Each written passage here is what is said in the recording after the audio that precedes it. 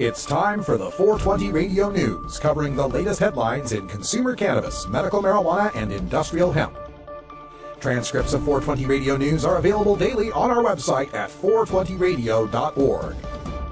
Now, here's Russ Belville with your marijuana headlines in 4 minutes and 20 seconds.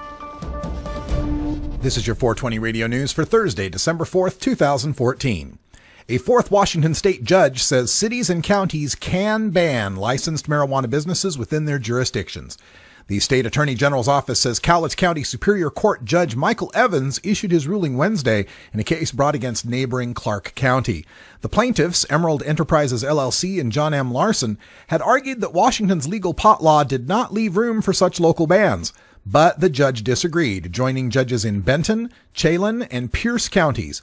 The rulings comport with a legal analysis issued by Attorney General Bob Ferguson earlier this year, in which he said nothing in Washington's legal pot law explicitly overruled local zoning authority. The plaintiffs in the Pierce County case have appealed to the state Supreme Court, which has not announced whether it will accept the case. Early Wednesday, about 30 medical marijuana growers and cannabis concentrate producers crowded into the U.S. Bancorp Tower with a view of the Willamette River to talk shop and policy. The group included cannabis producers from across the state, including outdoor marijuana growers from Southern Oregon. The group, formed by Portland criminal defense lawyer Amy Margolis, is part of the Oregon Growers PAC, a political action committee formed to influence statewide marijuana policy. Among the topics the group discussed Wednesday are marijuana testing, mainstreaming by working with local politicians through fundraising and lobbying, and the importance of the Oregon Growers PAC to put forth professional, well-spoken representatives. State Senator Curt Thompson, a Democrat from DeKalb County, has filed a bill that would legalize recreational marijuana in Georgia, much like Colorado's law. Thompson says the additional revenue raised would go towards transportation infrastructure and education if it were to pass in Georgia. But while Senator Thompson wants the marijuana discussion to include recreational use, Republican lawmakers are determined to keep the discussion centered on medical CBD use only. Quote, "I will fight with as much energy and compassion and conviction to make sure we don't have recreational use of marijuana in our state," end quote, said State Representative Alan Peake, the Republican state representative spearheading Georgia's effort to legalize medical marijuana. He made it clear his bill will not lead the state toward legalizing recreational marijuana. An amendment blocking the legalization of marijuana in the District of Columbia is on the table as appropriators negotiate bills and policy riders to incorporate in the year-end spending package.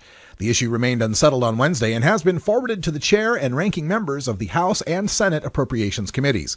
If enacted, the amendment would reverse the decriminalization of marijuana, which took effect this summer, and block an attempt to legalize the drug in the district. In November, D.C. voters overwhelmingly voted for the legalization measure. A policy manager for the Drug Policy Alliance has said that conversations with rank-and-file Republicans and leadership's reluctance to take a hardline stance on legalization in the past indicate GOP leaders will not push for the rider to be included. The D.C. Council unanimously passed temporary legislation yesterday that will prohibit an employer from drug testing potential employees for marijuana before a conditional job offer has been made. The bill, the Prohibition of Pre-Employment Marijuana Testing Emergency Act of 2014, was introduced by Councilmember Vincent Orange in March of this year and explicitly states that an employer cannot test a potential employee for marijuana use until after an offer for employment has been made. After an employee has been hired, however, they, quote, must still adhere to the workplace policies set forth by their employer, end quote.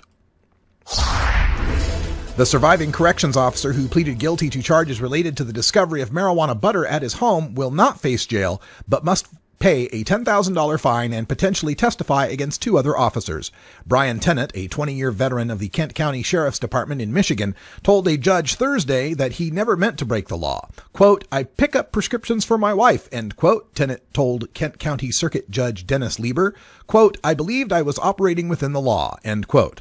Police say Tennant's wife, Christine, was a medical marijuana patient under the caregiving of Timothy Scherzer. The other officer facing felony charges over the marijuana butter, Tim Bernhardt, committed suicide last week. Miley Cyrus was caught smoking pot on stage in her latest concert. Quote, "Usually I don't smoke weed and drink." Well, that's a lie. Usually I don't smoke weed and drink on show days, but I felt like it was fine in Miami, end quote, said Cyrus. This has been your 420 Radio News for Thursday, December 4th, 2014. I'm Russ Belville.